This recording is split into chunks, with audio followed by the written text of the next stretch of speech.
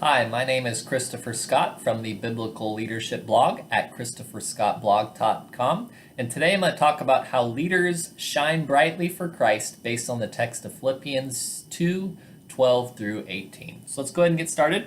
This section that we're going to talk about today is the fourth example that Paul provides in his letter to the Philippians about how believers are supposed to live as citizens of heaven. And Paul talks about that in Philippians 1:27, where he says, "You should live as citizens of heaven, conducting yourselves in a manner worthy of the good news about Christ." That's in Philippians 1:27. And then he gives four examples about how the Philippians are supposed to do that. The first example is in Philippians 1:28 through 30, where he talks about how they're supposed to suffer in their faith. And then in Philippians 2:1 through 4, he talks about how they're supposed to focus on others in order to live as a citizen of heaven. And then in Philippians 2:5 through 11, Paul says that they're supposed to have the same attitude as Christ from that text. And then here, this is the fourth example where Paul talks about how believers are supposed to shine brightly for Christ like stars in the universe amongst a crooked and perverse generation.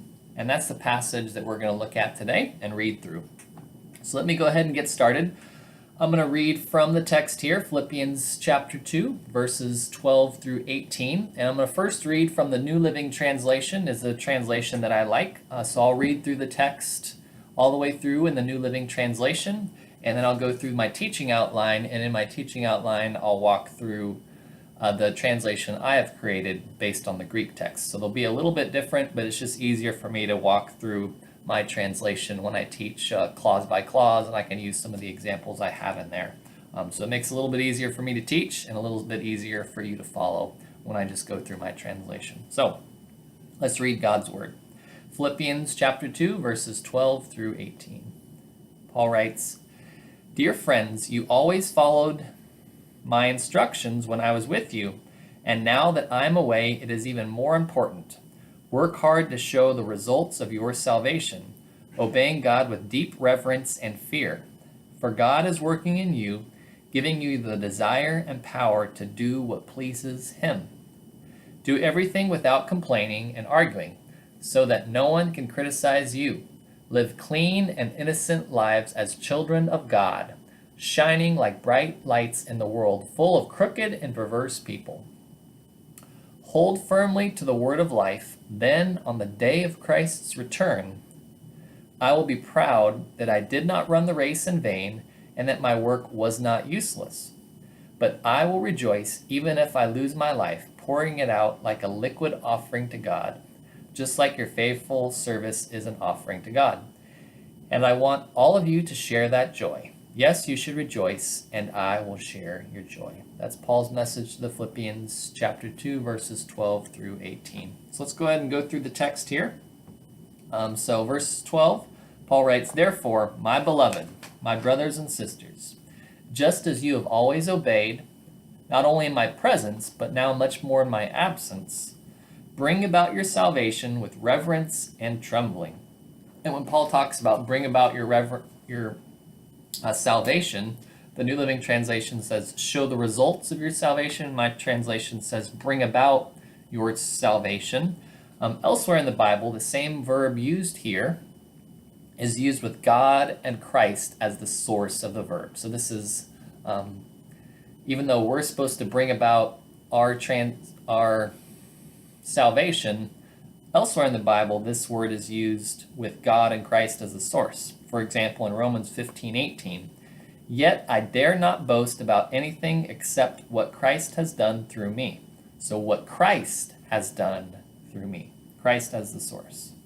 Okay, so again, this word isn't really used a whole lot in the Bible. The word is katergazesthai. Katergazomai is the first person singular form. Katergazomai, I think it's only used a few times, but again, Christ or God is the source. But here Paul is saying you all should bring about your salvation with trembling and fear. Show the results of your salvation with trembling and fear. Okay? Then in verse 13, we see a little contrast. So Paul has first said, "Dear brothers and sisters, you always followed my instructions when I was with you, and now that I'm away, it's even more important. show the results of your salvation obeying God, right? So he says, you show the results of your salvation. Then in verse 13 here, he kind of flips it a little bit. He says, do this because God is the one producing both the desire and will to do what pleases him. So first Paul says in verse 12, you bring about your salvation, or you show the results of your salvation. And then now here he's saying, God is the one doing the work in you. So it's almost as if Paul intentionally wants the reader to pause here and see that salvation and the sanctification, the results of our salvation, are kind of a both and deal here, where God is the source of it, but we also play an activity in it, if that makes sense.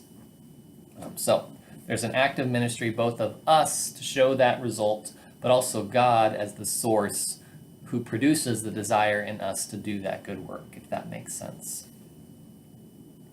Then we go on to verse 14. We're having clarified that the Philippians bring about their salvation with fear and trembling, and then that God is the one who produces the believer's desire to do good, the power of God, Jesus, and the Holy Spirit, believers are to do everything without gossip or argument here, as he's about to say. So Paul says in verse 14, continually do all things without gossip and arguing. Right? Verse 15, in order that you may prove yourselves to be blameless and pure, children of God who are blameless in the midst of a crooked and perverse generation. Amongst those people you will shine like stars in the universe. Okay? So, among the crooked and perverse generation that you're living amongst, you Philippians, you're supposed to shine like stars in the universe. And this idea of Christians shining like stars in the universe isn't something that just happened when Jesus came and left, or it's not just a Christian idea. This is actually an idea that existed all the way back into the book of Genesis, when God calls Abraham and tells Abraham that he's going to make Abraham into a great nation and bless Abraham. Genesis 18 speaks specifically to this, where God says, for Abraham will certainly become a great and mighty nation, and all the nations of the earth will be blessed through him. God says, I have singled him out so that he will direct his sons and their families to keep the way of the Lord by doing what is right and just. Then I will do everything for Abraham just as I have promised. So amongst all the people of the world, God chooses Abraham to make him into a great nation so that they can do what is right and just, that it says here, and they will stand out from all the perverse nations of the world. There will be this one nation that is loyal and righteous and points people to God by the way they live. This is again seen when God gives the law to Moses and the nation of Israel in Exodus 19:6, where God says, I want you to be a kingdom of priests, a holy nation, right? And God designs them. You're supposed to be my people, separate and distinct and unique, and through you I will bless the whole world, but you're supposed to be different. And that theme is even continued on into the book of Nehemiah, about 1,000 years after the Exodus, where 1,000 years after the law is given and the Exodus, where Nehemiah returns back to Jerusalem to rebuild the walls, which didn't really matter a whole lot because Jerusalem and Judah had already been conquered by Babylon, and Babylon had been conquered by Persia. So Jerusalem was under the control of Persia. They didn't need walls to protect them from enemies, really. But those walls, according to Nehemiah, were a way that the Jews could remain a unique and distinct and separate group, a holy nation, a kingdom of priests to God, right? So when Paul tells the Philippians here, you're supposed to shine brightly like stars in the universe, this isn't some brand new idea. This has been the theme of the entire Old Testament and God's purpose for his people the entire time. So we continue on here, verse 16. And he continues on. This is some of Paul's words where he kind of has clause after clause after clause and all these dependent verbs. So he says, by holding fast to the living word in verse 16. This will give me a reason to boast in the day of Christ, so that I did not run in vain, nor work hard in vain. He continues on in the verse 17. Yet even if I am being poured out as a drink offering upon the sacrifice and priestly service of your faith, I rejoice and celebrate with you all. Paul's life was a ministry for others, as we see in the book of Acts and here in the book of Philippians. He was always focusing on people and trying to serve them. So, why should we want to shine brightly for Christ? What's the goal? What's the purpose? What's the reason, right? There are 4 reasons I believe Christians should shine brightly for Christ. The first is that it's what we're supposed to do. The second reason, it's that it makes, our witness even more powerful to draw people to others. The third is that when we shine brightly for Christ, we're able to work with others more effectively to bring them to Christ. And the fourth reason is that it's the way we were originally designed. It's God's purpose for us, and it's the way we're supposed to be. Okay? So the leadership moment here is about how leaders are supposed to shine brightly for Christ amongst a crooked and perverse generation, and even amongst other leaders. So these leaders have peers. They're supposed to shine brightly for Christ. And sadly, there have been leaders in our country, in the United States where I live. Sadly, there's been leaders that have not shined brightly. First one that comes to mind is William Aramoni. He's the man that embezzled $1 million from the United Way, a national nonprofit organization. He embezzled $1 million that was originally designed to go to help people in need, but instead he spent it on airplanes, a condo, and his mistresses. And as a result, he did about 12 years in prison for it. Another person that did not shine brightly for Christ is one of our past presidents, President Nixon, who, because of his scandal and his lying and issues, had to eventually resign. And because of that, so much of his good work often gets forgotten that he had done while vice president and even before resigning as president. The most recent example is when the CEO of Volkswagen admitted that he knew about how engineers at his company had purposely made it so that their cars would deceive smog detectors and purposely beat the smog system in an illegal way. And as a result, they're literally spending billions of dollars in fines and billions of dollars in ways to fix all of these cars. On the positive side, on the positive side, one of the best people that I have seen that shines brightly among a crooked and perverse generation as a leader is Chuck Swindoll. He has been an example of how a leader shines brightly for Christ. And I have 3 main examples of that. One is that while I was going to Dallas Theological Seminary working on my graduate degree, Chuck Swindoll would often come and speak. He wouldn't often, shouldn't say often, he spoke 3 times a semester, every single semester, as part of his offer to help the school.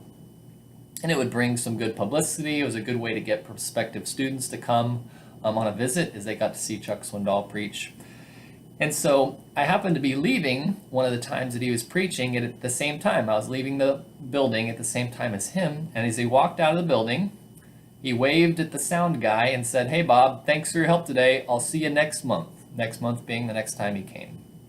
And I thought that was a pretty cool thing that among all the people there, among all the people that want to meet him and talk to him, he had the time or had made the intention to learn the sound guy's name and to tell him thank you as he was leaving the building. You know, this guy that makes $12 an hour, might not even have a college degree, was known by Chuck Swindoll and was thanked by him. Excuse me as I get a drink. Another example is when Chuck Swindoll became the president of the seminary. He was the president from 1994 to 2001, and during that time, he gave a Christmas bonus to the employees there, which they had not received for several years. So before he became president, there was, it was the early 90s, so it was a tough time in our economy, 91, 92, 93. And as a result, the faculty hadn't received a bonus and hadn't received a pay raise in a couple years. And when he became president, he made sure that the faculty got a Christmas bonus that year. What the faculty didn't know was that that Christmas bonus actually came from his own personal pocket, his own personal money he contributed to help them. That's what one of the faculty members had told me. Whether that's true or not, I don't know if that faculty member even knew, but he had heard rumors that Chuck Swindoll had personally contributed that money to help them. And the third example is kind of a funny example from him, is how when he was president at Dallas Theological Seminary, he would have his assistant keep track of all of the birthday celebrations for the staff on campus. So whether it was a faculty member or an administrative assistant, if there was a birthday celebration and he didn't have a meeting and he was in town, he'd try to go. He'd go hang out, have cake, have lunch, laugh with them, have a good time. I always thought that was a pretty cool thing that a boss of 200 or 300 people would take the time to go hang out with his employees at a birthday celebration. So, Paul's message here, the big idea, is that leaders should shine brightly for Christ amongst a crooked and perverse generation. And that us as leaders, among the other leaders that we have, not that we're trying to be better than them or prove them wrong, but we're just supposed to shine brightly for Christ because of our faith. My name is Christopher Scott. If you want to learn more about the Bible and leadership, you can visit my blog at christopherscottblog.com. Until next time, thanks for tuning in, and I hope to talk to you again soon.